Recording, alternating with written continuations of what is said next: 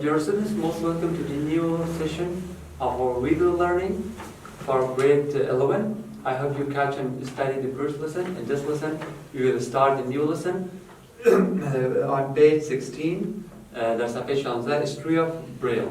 Braille شاگردان عزیز اما الفبای نابینایان هم میگن.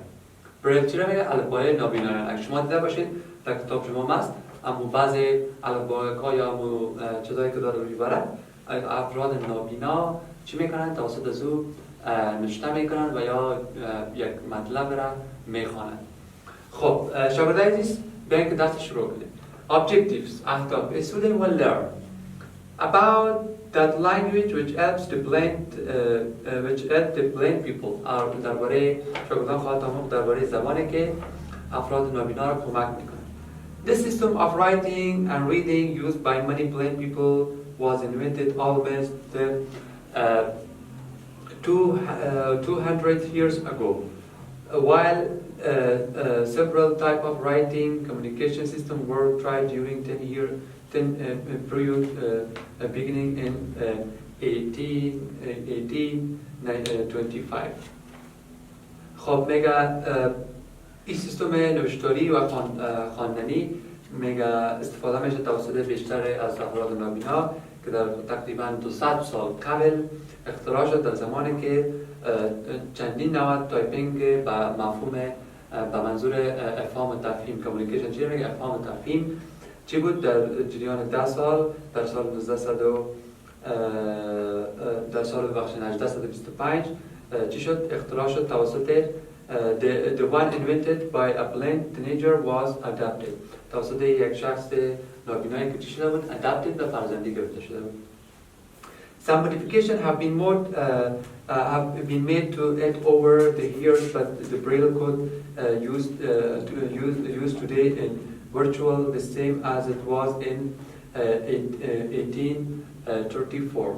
Mega چیستک بخش از اینکه ترکیب شد یا در این تغییرات که با وجود آمد میگه تقریبا این اما کدی است که برای بار اول در سال 1834 استفاده میشه.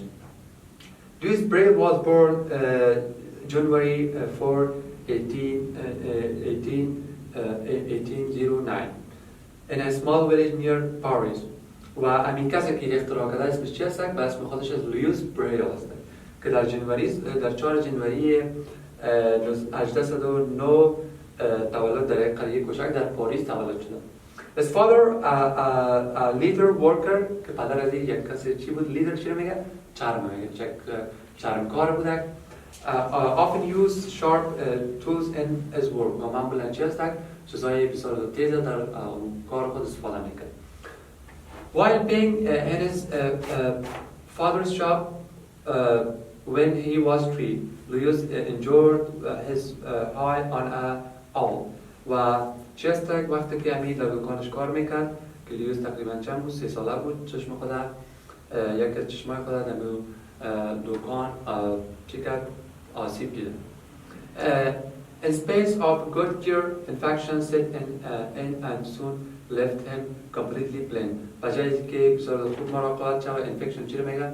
امو آسیب دیدن یا امو چشمش میگه چی بسیار زود میکروبی شد و این مکمل بینایی چشم خود اندازه داد.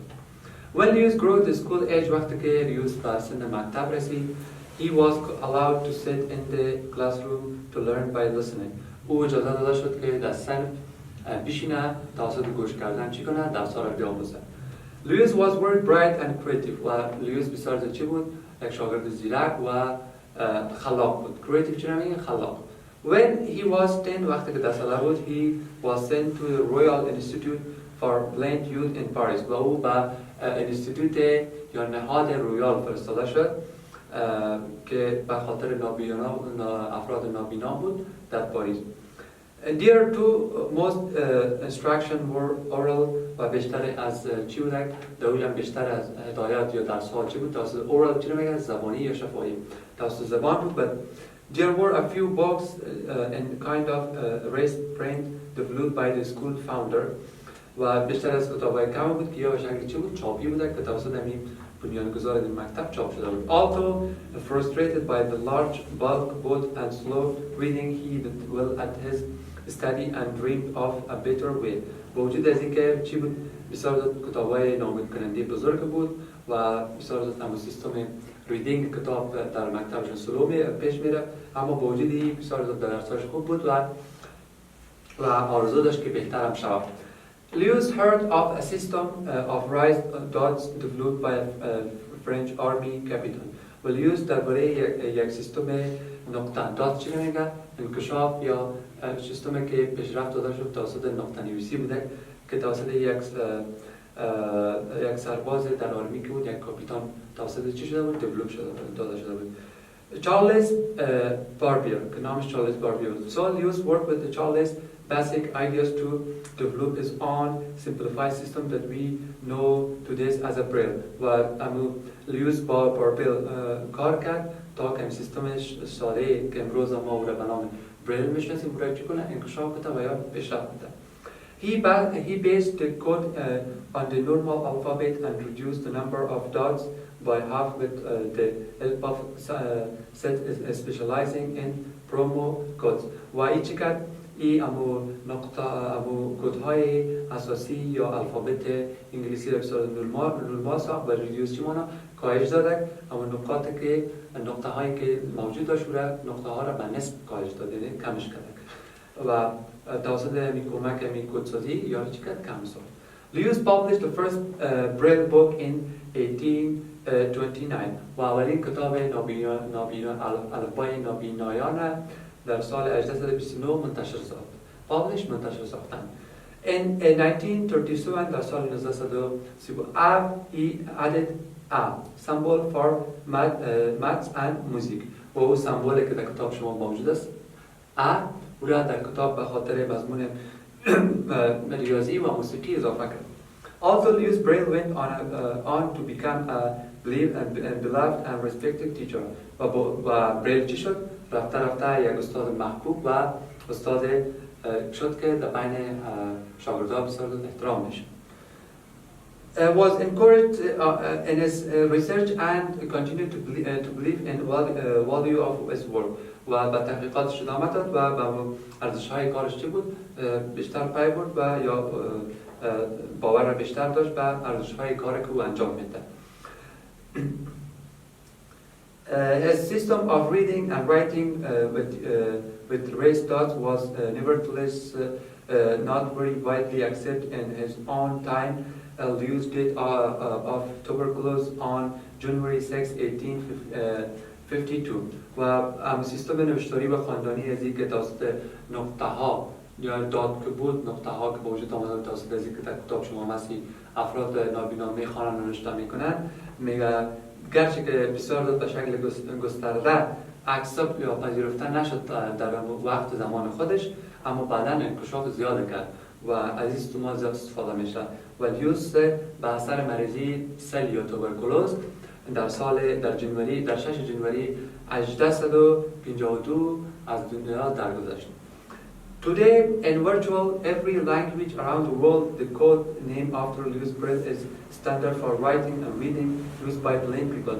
و امروزه تقریبا در تمام زبانهای دنیا کدایی که لوئیس بریل به شکل استاندارد یا تشکیل داده بود در سیستم نوشتاری و خواندنی توسط افراد نابینا استفاده میشه. Okay, dear students, it was about the history of Braille, how the Braille coding was invented by the blind person we have studied in our book. Now we have the essential words for you guys. I will read and translate. Writing, نوشته کردن. Reading, خواندن. Blind, نابینا، کور. Almost تقریبا. Beginning, شروع. Virtually, به معنای تقریبا. ولج قریه انجورد آسیب دیدن بلیند نابینا allowed اجازه دادن رویال سلطنتی institution نهاد few اندک raised زیاد شدن یا با وجود آوردن specializing تخصص یافتن یا تخصص دادن published انتشار دادن beloved محبوب nevertheless با وجود اینکه accept پذیرفتن virtually تقریبا standard یک چیزی که معیار یا استاندارد باشه میگیم و tuberculosis هم مریضی سل است. Dear students, you have assignments on page 18. You must answer the 5 questions which have been asked from you guys, and you should answer this question and try to memorize and put these words in your mind deeply and try to keep studying till the next time. May Allah protect you all and have a nice time. Enjoy your lessons.